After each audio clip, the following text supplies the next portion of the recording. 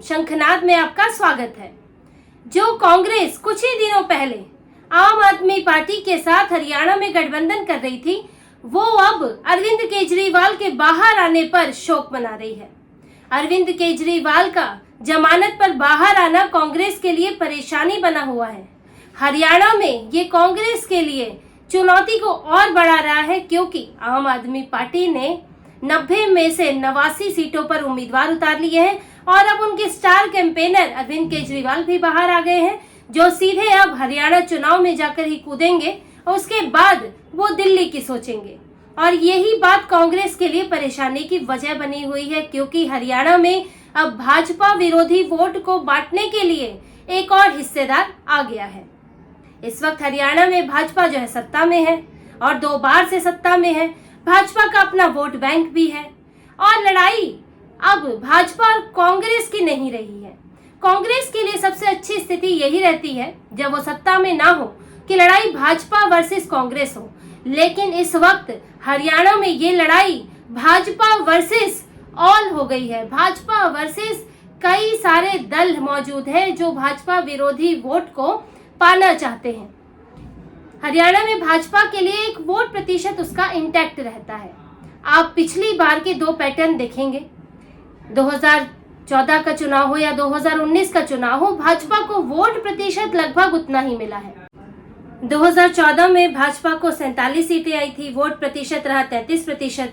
2019 में 40 सीटें आई, लेकिन वोट प्रतिशत हो गया 36%। कांग्रेस को 15 सीटें आई थी 14 में, 14% वोट मिला था और 2019 में 31 सीटें आई तो वोट प्रतिशत भी बढ़ा, 28% हो गया। अब आप ये देखिए कि भाजपा की सीटें भी घटी हैं। 2019 में फिर भी वोट प्रतिशत बढ़ गया, 36% हो गया, जैसे कि लगभग दिल्ली में रहता है। दिल्ली में भाजपा को 35% 38% के आसपास वोट मिलता है। भले ही सीट 8 मिली हो या 3 मिली हो, लेकिन इतना प्रतिशत वोट बीजेपी के पक्ष में रहता है और आम आदमी पार्टी और कांग्रेस के बीच में वोट प्रतिशत बढ़ जाता है, या फिर खिसक कर पूरा आम आदमी पार्टी के पास दिल्ली में वोट प्रतिशत आता रहा है कांग्रेस का। इसी तरह से हरियाणा में है कि हरियाणा में बीजेपी के पास इतना प्रतिशत वोट तो आता ही है।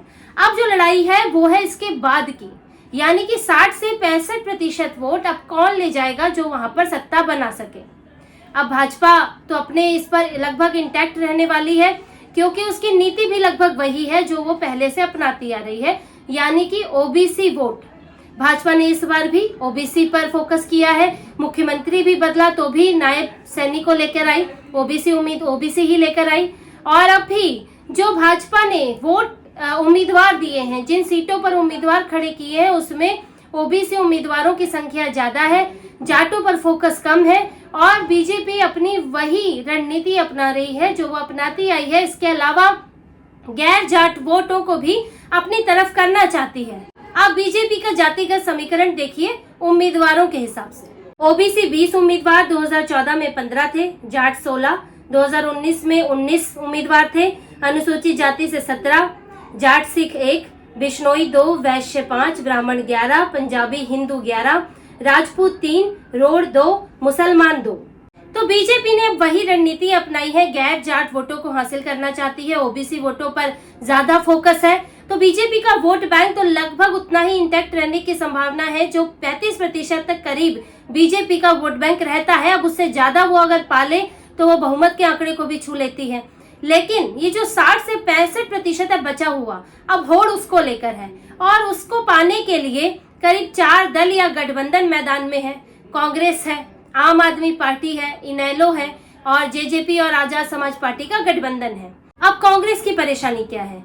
कांग्रेस की परेशानी है, एक तो उसके जाट वोट बैंक में सेंध लगेगी इन दलों से। दूसरा उसकी परेशानी है कि आम आदमी पार्टी जो दूसरी जगह भी सेंध लगाती आई है उसके वोट बैंक में, वो यहाँ भी लगाएगी। पहले जाट वोटों की बात करते हैं। तो पहले आप कांग्रेस का टिकट वितरण देखिए कि किस पर कांग्रेस ने ज्यादा फोकस किया है। जाटों को 35 टिकट दिए हैं, ओबीसी 20, अनुसूचित जाति 17, मुसलमान 5, पंजाबी 6, राजपूत 1, ब्राह्मण 4, बनिया 2। अब आप देखिए 35 उम्मीदवार जाट हैं। ओबीसी की संख्या भी बढ़ाई है इस बार, लेकिन जाटों को सबसे ज्यादा सीटें दी गई हैं। कांग्रेस ने इसका पूरा ध्यान रखा है 35 है, और गैर जाट के लिए कुछ 2-4 सीटें कांग्रेस ने तय की हैं। तो कांग्रेस चाहती है कि ज्यादा से ज्यादा जाट वोट उसके पक्ष में आए, ज्यादा से ज्यादा जाट बहुल सीटों पर उसकी जीत हो। लेकिन इसमें उसे सेंध का डर सता रहा है, और वो है INLD से और JJP से। इनेलो और JJP दोनों ही जाट आधारित, जाट वोट बैंक आधारित पार्टियां हैं। दोनों का कोर वोट बैंक वही है।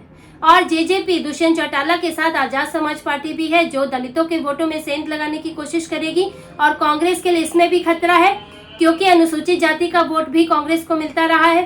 तो यहाँ कांग्रेस जो 60 से 65% जिस वोट के हम भाजपा विरोधी वोट की बात कर रहे हैं, जिसमें कांग्रेस को सबसे ज्यादा उम्मीदें जाट वोटों से रहती हैं, उसका एक बड़ा हिस्सा रहता है, उसी में ही सेंध लग सकती है।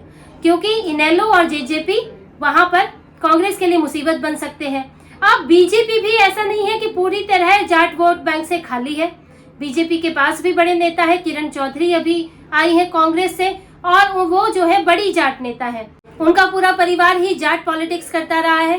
तो किरण चौधरी से BJP को उम्मीदें हैं कि वो कुछ वोट, जाट वोट जो है उनकी तरफ ला सकती हैं। इसके अलावा भी BJP के पास और नेता हैं जो जाट पॉलिटिक्स करते रहे हैं।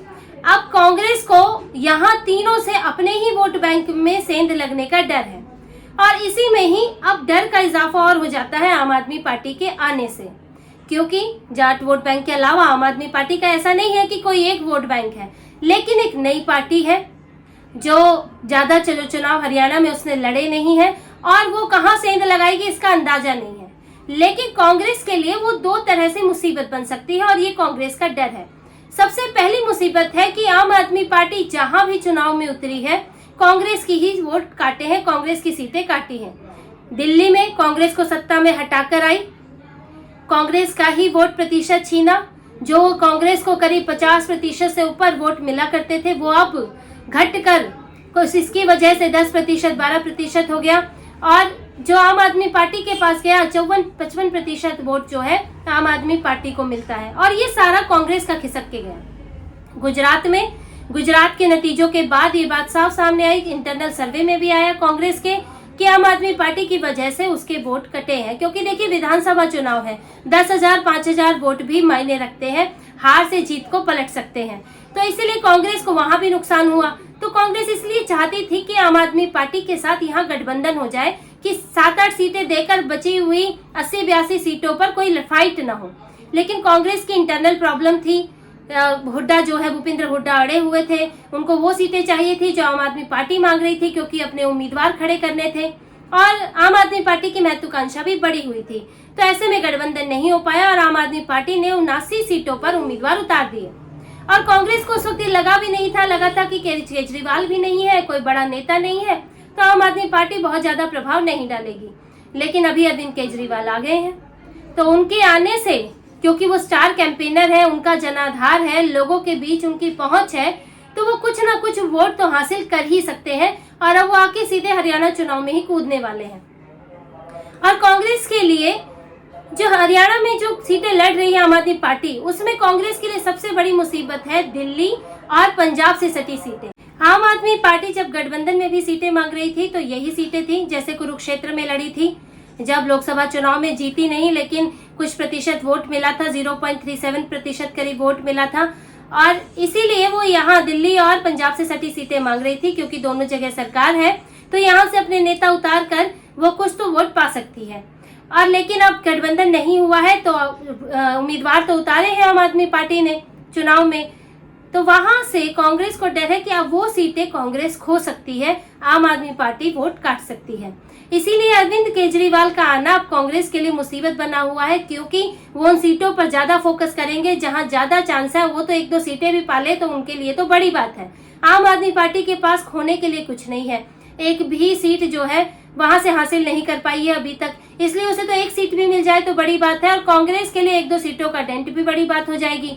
तो इसलिए कांग्रेस अब केजरीवाल के आने से कांग्रेस में किस तरह से शौक है, ये दिखता है इस बात से कि दूसरे इंडी गठबंधन के नेताओं ने खुशी जाहिर की, लेकिन कांग्रेस ने क्या कहा कि अरविंद केजरीवाल को शर्म आनी चाहिए कि उन पर जिस तरह की पाबंदियां लगी हैं, जैसी शर्तें लगी हैं बेल की, उससे शर्म आनी चाहिए। कांग्रेस में अब उसने बेल का स्वागत नहीं किया। जैसे पिछली बार कांग्रेस ने सत्ते की जीत हुई है, पवन खेड़ा आके स्वागत करने लगे बेल का, इस बार ऐसा नहीं किया है क्योंकि कांग्रेस के लिए केजरीवाल मुसीबत बनने जा रहे हैं। और अब इन कई दलों की लड़ाई का फायदा बीजेपी को मिलने वाला है, क्योंकि बीजेपी यहाँ 35% वोट हासिल करती रही है। अब कोशिश ये है कि इसमें थोड़ा सा और इजाफा हो जाए तो हो सकता है बीजेपी पिछली बार जैसा प्रदर्शन दोहरा ले, और अगर इससे ज्यादा बेहतर होता है तो हो सकता है 2014 जैसा प्रदर्शन दोहरा के बहुमत हासिल कर ले। लेकिन ये तो तय है कि बीजेपी के वोट प्रतिशत में इजाफा होगा ही, और सीटें लगभग पिछली बार के बराबर सीटें बीजेपी को आने वाली हैं, क्योंकि समीकरणों में बहुत ज्यादा बदलाव नहीं दिखता है। भले ही लोकसभा में क्योंकि सैचुरेशन पॉइंट था, 10 की 10 सीटें जीती थी तो बदलाव तो होना ही था, लेकिन विधानसभा में ऐसा नहीं है। पिछली बार 40 सीटें आई हैं तो बीजेपी के लिए संभावना है 40 को और बढ़ाने की। और ऐसा कोई सर्वे या कांग्रेस में भी इंटरनल इस तरह का नहीं आया है कि क्लियर दिख रहा हो कि बीजेपी की सारी सीटें कांग्रेस को मिल रही हैं। ये कांग्रेस के अपने सर्वे में भी नहीं मिल रहा है, क्योंकि इसीलिए कांग्रेस गठबंधन तलाश रही है, इसलिए निर्दलियों को शांत करने की कोशिश कर रही है। भूपेंद्र हुड्डा पूरी तरह इस कोशिश में है, इंटरनल फाइटिंग से जूझ रही है, इसीलिए ताकि जो वोट है, जो बीजेपी विरोधी वोट है, वो उसके पास ज्यादा से ज्यादा रहे। लेकिन बीजेपी की अपनी रणनीति है, वो गैर जाटों की रणनीति पर अभी भी टिकी हुई है, उसी तरह के समीकरण बनाए हैं। और अगर विपक्षी दलों की फाइट लड़ाई ज्यादा रही और वोट बटा तो इसका फायदा सीधे बीजेपी को मिलने वाला है। तो इसी तरह की और खबरें और विश्लेषण आपके लिए लाते रहेंगे, हमसे जुड़े रहिए, सब्सक्राइब कीजिए, कमेंट कीजिए। बहुत बहुत धन्यवाद। जय श्री राम।